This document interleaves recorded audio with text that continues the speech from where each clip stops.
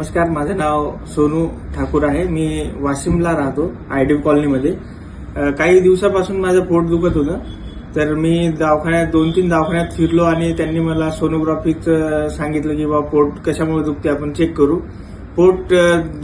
Sonography झाल्यानंतर मला 4 kidney stone सांगितले. तर मी कन्फ्यूज होतो की ऑपरेशन करायचं की दवाखान्याचा इलाज करायचा. 2-4 जागी मी दाखवला तर ऑपरेशन सांगितलं मला. पण ऑपरेशन हे अवघड असल्यामुळं मला व्हॉट्सअपला वगैरे फेसबुकला मी ऍड बघितली मनोज राठोड श्रीकृपा हॉस्पिटल यांची, की ते किडनी स्टोनचं आयुर्वेदिक औषध देतात आणि ऑपरेशन केल्याबरोबरच किडनी स्टोन तुमचं बाहेर निघते म्हणून.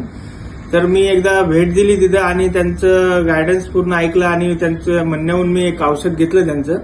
तर मला 2 दिवसातच त्यांचा रिझल्ट मिळाला आणि माझे 2 किडनी स्टोन बाहेर पडले. मला 4 किडनी स्टोन होते, त्याच्यातले 2 किडनी स्टोन त्यांनी 2च दिवसात माझे बाहेर काढले. मला चांगला रिझल्ट मिळाला आणि आता रिलीफ आहे मला.